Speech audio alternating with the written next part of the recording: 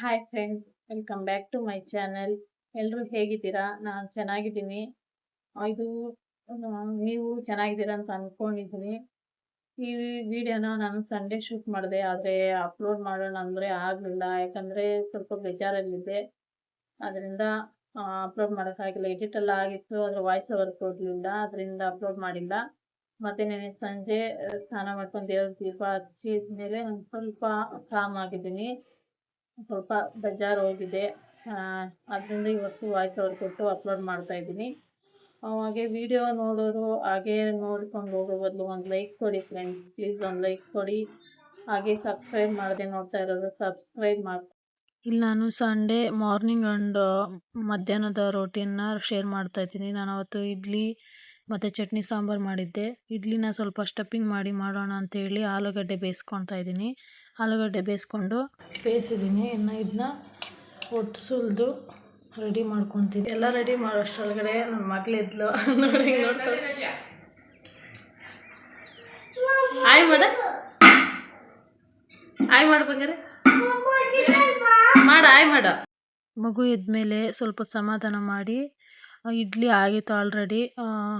ಹಾಗೆ ಪ್ಲೇನ್ ಇಡ್ಲಿ ಮಾಡಿದ್ದೆ. ಆ ಇಡ್ಲಿನ ಬೆಳಿಗ್ಗೆ ಮಕ್ಕಳಿಗೆ ಕೊಡೋಣ ಅಂದ್ಬಿಟ್ಟು ಮಕ್ಕಳಿಗೆ ಕೊಟ್ಟೆ. ಕೊಟ್ಟು ಅವ್ರನ್ನ ಸಮಾಧಾನ ಮಾಡಿ ಕುಣಿಸ್ಬಿಟ್ಟು ಆಮೇಲೆ ನಾನು ನೆಕ್ಸ್ಟ್ ಅಡುಗೆ ಮಾಡೋಕ್ಕೆ ಶುರು ಮಾಡಿಕೊಂಡೆ. ಆಲೂಗಡ್ಡೆ ಬೆಂದಮೇಲೆ ಅದನ್ನ ಒಟ್ಟು ಸುಳ್ಕೊಂಡು ಸ್ಮ್ಯಾಶ್ ಮಾಡಿಕೊಂಡು ಇಟ್ಕೊಂಡಿದ್ದೀನಿ. ಈ ಸ್ಮ್ಯಾಶ್ ಮಾಡಿರೋ ಪೊಟ್ಯಾಟೋಗೆ ಮೊದಲು ನಾವು ಖಾರದ ಪುಡಿ ಮತ್ತು ಅರಿಶಿನ, ಉಪ್ಪು, ಧನಿಯಾ ಪುಡಿ, ಚಿಕನ್ ಮಸಾಲ, ಗರಂ ಮಸಾಲ ಮತ್ತು ಕೊತ್ತಂಬರಿ ಸೊಪ್ಪು ಎಲ್ಲ ಮಿಕ್ಸ್ ಮಾಡ್ಕೊಂಡು ಇಟ್ಕೊಂಡು ಈಗ ಒಗ್ಗರಣೆಗೆ ಹಾಕ್ಕೊಳ್ತಾ ಇದ್ದೀನಿ. ಎಣ್ಣೆ, ಸಾಸಿವೆ ಮತ್ತು ಕಡಲೆಬೇಳೆ, ಈರುಳ್ಳಿ ಸಣ್ಣ ಸಣ್ಣದಾಗಿ ಕಟ್ ಮಾಡ್ಕೊಂಡು ಹಾಕ್ಕೊಂಡಿದ್ದೀನಿ.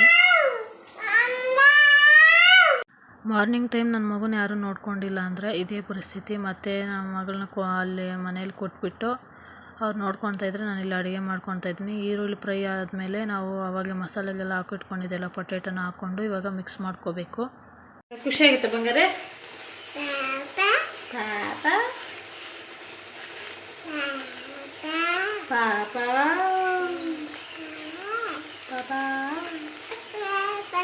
ಎಲ್ಲಿ ಪಾಪನ? ಎಲ್ಲೇ ನಮ್ಮ ಪಾಪನ? ಅದೇನ ಪಾಪನ? ಮಾತಾಡ್ಸ್ ಪಾಪನ. ಬೂತಿನ ಬಾ ಅಂತ.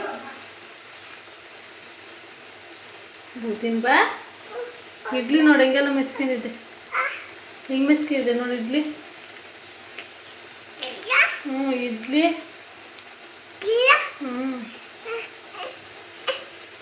ಇದು ಕೊಡ್ತೀನಿ ಇರು. ಅಡುಗೆ ಮಾಡುವಾಗ ಅವಳು ನಿಂತ್ಕೊಂಡೇ ಮಾಡಬೇಕು, ಇಲ್ಲಾಂದರೆ ಅವಳು ಸಮಾಧಾನ ಆಗಲ್ಲ. ಅವ್ರು ನಿಂತ್ಕೊಂಡೇ ಮಾಡಿದೆ. ಮತ್ತು ಎಲ್ಲ ಪಲ್ಯ ಎಲ್ಲ ರೆಡಿ ಆಯಿತು. ಸ್ಟಫಿಂಗ್ ಮಾಡೋಕ್ಕೆಲ್ಲ ರೆಡಿ ಮಾಡಿಕೊಂಡೆ. ಈಗ ನಾನು ಸ್ಟಫಿಂಗ್ ಮಾಡ್ತಾಯಿದ್ದೀನಿ. ನೋಡಿ, ಮೊದಲು ಇಡ್ಲಿ ನಾವು ಬಟ್ಟೆಯಲ್ಲೇ ಮಾಡೋದು, ಸ್ಟೀಲ್ದಿಲ್ಲ. ಬಟ್ಟೆನ ಮೊದಲು ನೆನೆಸಿ ಹಾಕ್ಕೊಂಡು ಸ್ವಲ್ಪ ಒಂದು ಕಾಲು ಭಾಗದಷ್ಟು ಮಾತ್ರ ಗಂಜಿ ಇಡ್ಲಿ ಬ್ಯಾಟರ್ ಇರುತ್ತಲ್ಲ ಅದನ್ನ ಹಾಕ್ಕೋಬೇಕು. ಮತ್ತು ನಾವು ಪಲ್ಯ ರೆಡಿ ಮಾಡಿ ಇಟ್ಕೊಂಡಿದ್ವಲ್ಲ ಅದನ್ನ ಈ ರೀತಿ ಉಂಡೆ ಥರ ಮಾಡಿಕೊಂಡು ಸ್ವಲ್ಪ ವಡೆ ಥರ ತಟ್ಕೊಂಡು ಚಿಕ್ಕದಾಗಿ ಅದನ್ನ ಇಡ್ಲಿ ಬ್ಯಾಟರ್ ಇಟ್ಕೊಂಡಿದ್ವಲ್ಲ ಅದರಲ್ಲಿ ಹಾಕ್ಕೋಬೇಕು. ಅದರಲ್ಲಿ ಹಾಕ್ಕೊಂಡಿದ್ದಾದಮೇಲೆ ಇಟ್ಕೊಂಡಿದ್ದಾದಮೇಲೆ ಈ ರೀತಿ ಮತ್ತು ಇಡ್ಲಿ ಬ್ಯಾಟರ್ ಇರುತ್ತಲ್ಲ ಅದ್ರ ಮೇಲೆ ಸ್ವಲ್ಪ ಸುರಿಬೇಕು. ನಿಮ್ಮದು ಇಡ್ಲಿ ಪಾತ್ರೆ ಹೇಗಿರುತ್ತೆ ಅದ್ರ ಮೇಲೆ ಡಿಪೆಂಡ್ ಫ್ರೆಂಡ್ಸ್. ತುಂಬ ಚೆನ್ನಾಗಿರುತ್ತೆ. ಚಟ್ನಿ ಜೊತೆ ತುಂಬ ಚೆನ್ನಾಗಿರುತ್ತೆ ಈ ರೀತಿ ಮಾಡಿಕೊಂಡ್ರೆ. ಮಕ್ಳಿಗೂ ವೆರೈಟಿಯಾಗಿ ಈ ರೀತಿ ಮಾಡಿಕೊಡ್ತಾಯಿದ್ರೆ ಖುಷಿಯಿಂದ ತಿಂತಾರೆ. ನಾನು ಎರಡು ಪ್ಲೇಟ್ ಇದೆ ಅಷ್ಟೇ. 2 ಪ್ಲೇಟ್ ರೆಡಿ ಮಾಡಿ ಈ ರೀತಿ ಇಟ್ಟಿದ್ದೀನಿ. ಮಾಡಿಕೊಡ್ತಾರೆ ಇಟ್ಟು ಸಸಿಗೆಲ್ಲ ಮಾಡಲ್ಲಂತ ಚಿಕ್ಕ ಮಕ್ಕಳ ಮಾಡಿ ಅಪ್ರೂಟಾಗ ಅನ್ನ ಮ್ಯಾಗ ರೀತಿ. ನಮ್ಮ ಮಾವನವ್ರು ಮುದ್ದೆನೇ ತಿನ್ನೋದು, ಈ ರೀತಿ ಇಡ್ಲಿ ದೋಸೆ ಎಲ್ಲ ತಿನ್ನಲ್ಲ. ಅವರಿಗೆ ಮುದ್ದೆ ಮಾಡಿದ್ವಿ. ಹೆಂಗೂ ಸಾಂಬಾರು ಮಾಡಿದ್ರಲ್ಲ ಅದಕ್ಕೆ ಮುದ್ದೆ ಮಾಡಿದ್ವಿ. ಮತ್ತು ನಾನು ಇಡ್ಲಿ ಮಾಡಿದಾದ್ಮೇಲೆ ತಿಂತಾಯಿದ್ದೀನಿ. ಚಟ್ನಿ ಜೊತೆ ತುಂಬ ಚೆನ್ನಾಗಿರುತ್ತೆ. ನೀವು ಒಂದು ಸಲ ಟ್ರೈ ಮಾಡಿ. ಮಕ್ಳಿಗಂತೂ 1-2 ಕೊಟ್ಟರೆ ಸಾಕು, ಹೊಟ್ಟೆ ಫುಲ್ ಆಗುತ್ತೆ, ತುಂಬುತ್ತೆ. ನಾನು 5 ಹಾಕ್ಕೊಂಡೆ, ಅದರಲ್ಲಿ 4 ತಿನ್ನೋಷ್ಟರೊಳಗಡೆ ಹೊಟ್ಟೆ ತುಂಬೋಯ್ತು. ನೀವು ಒಂದು ಸಲ ಟ್ರೈ ಮಾಡಿ ಫ್ರೆಂಡ್ಸ್. ಮತ್ತು ಡಿನ್ನರ್ಗೆ ಮುದ್ದೆ, ಚಪಾತಿ, ಮೊಟ್ಟೆ ಪಲ್ಯ ಮಾಡಿದ್ವಿ. ಮಧ್ಯಾಹ್ನ ಮಟನ್ ಸಾಂಬಾರು ಮಾಡಿದ್ವಿ, ಕುರಿ ಮಟನ್ದು. ಅದೇ ಇತ್ತು, ಅದಕ್ಕೆ ಮುದ್ದೆ ಮಾಡಿಕೊಂಡು ಚಪಾತಿ ಮೊಟ್ಟೆ ಪಲ್ಯ ಮಾಡ್ತಾಯಿದ್ದೀವಿ. ಎಲ್ಲ ಮಾಡಿದ್ದಾದ್ಮೇಲೆ ನಮ್ಮ ಮಗನ ಊಟ ತಿನ್ನೋಕ್ಕಾಗ್ತಾಯಿಲ್ಲ ಮತ್ತು ತಿನ್ನಿಸು ಅಂದ. ಅದರಿಂದ ಅವ್ನಿಗೆ ತಿನ್ಸೋಕೆ ಹೋಗ್ತಾಯಿದ್ದೀನಿ, ಯಾಕಂದರೆ ಅವ್ನ ಉಗುರು ಗಾಯ ಆಗಿತ್ತು.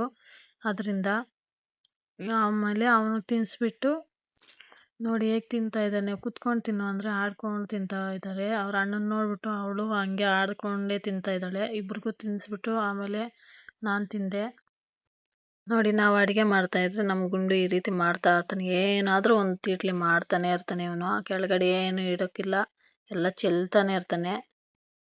ಮತ್ತು ಅವತ್ತು ಮೊಟ್ಟೆ ಪಲ್ಯ ಮಾಡಿದ್ದೆ ಅಲ್ವಾ, ಮೊಟ್ಟೆ ಸಿಪ್ಪೆ ಇತ್ತು, ಅದನ್ನು ಯಾಕೆ ವೇಸ್ಟಾಗಿ ಬಿಸಾಕೋದು. ವೇಸ್ಟಾಗಿ ಬಿಸಾಕಿದರೆ ಕಾಗೆಗಳೆಲ್ಲ ಎತ್ಕೊಂಡು ಹೊಟ್ಟೆ ಎಲ್ಲ ಗಲೀಜು ಮಾಡ್ತಾಯಿರ್ತೀವಿ. ಇದರಿಂದ ಏನಾದರೂ ಯೂಸ್ಫುಲ್ಲಾಗಿ ಮಾಡೋಣ ಅಂದ್ಬಿಟ್ಟು ನೈಟ್ ಇದನ್ನ ತೊಳೆದು ಆರೋಗ್ಬಿಟ್ಟೆ. ಈ ರೀತಿ ಆರೋಗ್ಗಿಟ್ಬಿಟ್ಟು ನೆಕ್ಸ್ಟ್ ಡೇ ಮಾರ್ನಿಂಗು ಸಿಪ್ಪೆನೆಲ್ಲ ಈ ರೀತಿ ತೊಗೊಂಡು ಫುಲ್ಲು ಆರಿದೆ. ಒಣಗದೇ ಇದ್ದರೆ ಅದು ಒಂಥರ ಸ್ಮೆಲ್ ಬಂದುಬಿಡುತ್ತೆ. ಈಗ ತೊಳಿದೆ ಮಾಡಿದ್ರೆ ಅದರಿಂದ ತೊಳೆದ್ಬಿಟ್ಟು ಒಣಗಿಸ್ಬಿಟ್ಟು ಮತ್ತು ಪುಡಿ ಮಾಡ್ಕೋಬೇಕು. ಅದರಿಂದ ಮಿಕ್ಸಿ ಜಾರ್ಗೆ ಹಾಕಿ ಪುಡಿ ಮಾಡ್ಕೊಳ್ತಾ ಇದ್ದೀನಿ. ಈ ರೀತಿ ಮಿಕ್ಸಿ ಜಾರ್ಗೆ ಹಾಕಿದರೆ ಮಿಕ್ಸಿ ಜಾರಲ್ಲಿ ಶಾರ್ಪ್ನೆಸ್ಸು ಸಹ ಬರುತ್ತೆ ಮತ್ತು ಇದರಿಂದ ಗಿಡಗಳಿಗೂ ತುಂಬ ಒಳ್ಳೆಯದು. ಈ ರೀತಿ ನಾನು ಯಾವಾಗಲೂ ಮಾಡಲ್ಲ, ಯಾವಾಗಾದ್ರೂ ಜಾಸ್ತಿ ಸಿಪ್ಪೆಗಳಿದ್ದಾಗ ಈ ರೀತಿ ಮಾಡ್ತೀನಿ. ಬೇಯಿಸಿರೋದಾದರೆ ಹಾಗೆ ಡ್ರೈ ಮಾಡಿಬಿಟ್ಟು ಮಾಡ್ಬೋದು. ಬೇಯಿಸದೆ ಹಾಗೆ ಮೊಟ್ಟೆ ಒಡೆದು ಮಾಡಿದ್ದಾದರೆ ಅದನ್ನ ತೊಳೆದ್ಬಿಟ್ಟು ಮಾಡಿಲ್ಲ ಅಂದರೆ ಕೌ ಸ್ಮೆಲ್ ಬಂದುಬಿಡುತ್ತೆ. ಈ ರೀತಿ ಗಿಡಗಳಿಗೆ ಹಾಕೋದ್ರಿಂದ ಕ್ಯಾಲ್ಶಿಯಂ ಅಂಶ ಗಿಡಗಳಿಗೆ ಸಿಗುತ್ತೆ. ಕ್ಯಾಲ್ಶಿಯಂ ಅನ್ನೋದು ಬರೀ ಮನುಷ್ಯರಿಗೆ ಮಾತ್ರ ಅಲ್ಲ, ಗಿಡಗಳಿಗೂ ಬೇಕಾಗಿರುತ್ತೆ. ಅದರಿಂದ ಈ ರೀತಿ ಮಾಡೋದ್ರಿಂದ ಗಿಡಗಳು ಚೆನ್ನಾಗಿ ಬೆಳೆಯುತ್ತೆ, ಚೆನ್ನಾಗಿ ಹೂವು ಅಥವಾ ಫ್ರೂಟ್ಸ್ ಮರ ಇದ್ದರೆ ಫ್ರೂಟ್ಸು ಚೆನ್ನಾಗಿ ಬೀಳುತ್ತೆ. ನಾನು ಆಗಾಗ ಟ್ರೈ ಮಾಡ್ತಾ ಇರ್ತೀನಿ. ಇದಾದಮೇಲೆ ನಾನು ಮೊದಲೇ ತಮ್ನೈಲಲ್ಲಿ ಹೇಳ್ದಂಗೆ ಮಿಕ್ಸಿ ಜಾರ್ನ ಕ್ಲೀನ್ ಮಾಡ್ಕೊಳ್ಳೋದು ಈಸಿ. ಈ ರೀತಿ ಗಲೀಜಾಗಿರುತ್ತೆ, ಆದರೆ ಅದರೊಳಗಡೆ ನಾವು ಕೈ ನಾರೆಲ್ಲ ಹಾಕಿ ಕ್ಲೀನ್ ಮಾಡೋಕ್ಕಾಗಲ್ಲ. ಆದರೆ ಈ ರೀತಿ ಒಂದು ಬ್ರಷ್ ಇದ್ದರೆ ಕ್ಲೀನಾಗಿ ಒಂದು 5 ನಿಮಿಷ ಸಾಕು, ಕ್ಲೀನಾಗಿ ಉಜ್ಜಿ ಕ್ಲೀನ್ ಮಾಡ್ಬೋದು. ನೀವು ಒಂದ್ಸಲ ಟ್ರೈ ಮಾಡಿ. ಬೇಕಾದರೆ ನೀವು ನೀರು ಹಾಕಿ ತೊಳೆದ್ರೆ ಬಿಸಿಲಲ್ಲಿ ಚೆನ್ನಾಗಿ ಒಣಗಿಸ್ಬೇಕಾಗುತ್ತೆ. ನಾನು ಇದು ಯುಗಾದಿಗೆ ಫಸ್ಟು ಕ್ಲೀನ್ ಮಾಡಿದ್ದು, ಅದು ಶೇರ್ ಮಾಡೋಕ್ಕಾಗಲಿ, ಅದರಿಂದ ಡೈಲಿ ವ್ಲಾಗ್ಸಲ್ಲೇ ಶೇರ್ ಮಾಡ್ಕೊತಾ ಇದ್ದೀನಿ. ಈ ರೀತಿ ಕ್ಲೀನ್ ಮಾಡೋದ್ರಿಂದ ಹೈಜೀನಾಗೂ ಇರುತ್ತೆ, ಕ್ಲೀನಾಗೂ ಕಾಣಿಸುತ್ತೆ. ಗಲೀಜಾಗಿದ್ದರೆ ನಮಗೆ ಏನೋ ಒಂಥರ ಇರುತ್ತಲ್ವ, ಅದರಿಂದ ನೀವು ನೀರು ಹಾಕಿ ಆದರೂ ತೊಳಿಬೋದು. ಇಲ್ಲಾಂದರೆ ಈ ರೀತಿ ಕ್ಲೀನ್ ಮಾಡಿಬಿಟ್ಟು ಟಿಶ್ಯೂ ಪೇಪರ್ ಅಥವಾ ಒಣಗಿರೋ ಬಟ್ಟೆ ತೊಗೊಂಡು ಇಲ್ಲ ಯಾವ್ದು ಬಟ್ಟೆಯಲ್ಲೇ ಆಗಲಿ ಚೆನ್ನಾಗಿ ಉಜ್ಜಿ ಕ್ಲೀನ್ ಮಾಡ್ಕೋಬೋದು. ನಾನು ನೀರು ಹಾಕಿ ತೊಳೆದ್ಬಿಟ್ಟು ಚೆನ್ನಾಗಿ ಬಿಸಿಲಿಗೆ ಒಂದು ದಿನ ಎಲ್ಲ ಬಿಸಿಲಿಗೆ ಇಟ್ಟುಬಿಟ್ಟಿರ್ತೀನಿ. ನೋಡಿ ಈ ಥರ ಇದ್ದಿದ್ದ ಹತ್ರ ಎಲ್ಲನೂ ಬ್ರಷಲ್ಲಿ ಉಜ್ಜಿದ್ರೇ ಹೋಗೋದು, ನಾರಲ್ಲಿ ಉಜ್ಜಿದ್ರೆ ಎಲ್ಲ ಹೋಗಲ್ಲ, ಅಲ್ಲಿ ಸಣ್ಣ ಸಣ್ಣಗಾಗಿ ಇರೋದ್ರಿಂದ. ಇದನ್ನು ಮಾತ್ರ ಅಲ್ಲ, ಮಿಕ್ಸಿ ಜಾರನ್ನು ಸಹ ಇದರಲ್ಲೇ ಕ್ಲೀನ್ ಮಾಡ್ಕೋಬೋದು, ಕ್ಲೀನ್ ಆಗುತ್ತೆ. ನಾನು ಯಾವಾಗಲೂ ಇದೇ ರೀತಿಯೇ ಮಾಡೋದು. ಆದರೆ ಚೆನ್ನಾಗಿ ಬಿಸಿಲು ಕಾಯ್ತಾ ಇದ್ದಾಗ ಇದನ್ನ ತೊಳೆದ್ಬಿಟ್ಟು ಬಿಸಿಲಿಗೆ ಚೆನ್ನಾಗಿ ಇಡಬೇಕು, ಇಲ್ಲಾಂದರೆ ಮಿಕ್ಸಿ ರಿಪೇರಿ ಆಗುತ್ತೆ. ಯಾಕಂದರೆ ಕರೆಂಟ್ ಅಲ್ವಾ, ಚೆನ್ನಾಗಿ ಒಣಗಿರಬೇಕು, ಚೆನ್ನಾಗಿ ಒಣಗಿಸ್ಕೋಬೇಕು. ಇಲ್ಲಾಂದರೆ ನೀವು ಬರೀ ಬಟ್ಟೆಯಲ್ಲಾದರೆ ಉಜ್ಕೋಬೋದು. ಈ ರೀತಿ ಉಜ್ಜಿಬಿಟ್ಟು ಬಟ್ಟೆಯಲ್ಲೇ ಉಜ್ಜಿಬಿಡಿ, ನಿಮಗೆ ಪ್ರಾಬ್ಲಮ್ ಆಗುತ್ತೆ ಅಂತಿದ್ದರೆ. ಇದಾಗಿತ್ತು ಇವತ್ತಿನ ವಿಡಿಯೋ.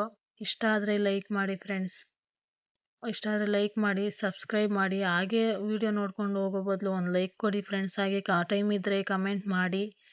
ಓಕೆ ಫ್ರೆಂಡ್ಸ್, ನೆಕ್ಸ್ಟ್ ವಿಡಿಯೋದಲ್ಲಿ ಸಿಗೋಣ. ಬಾಯ್.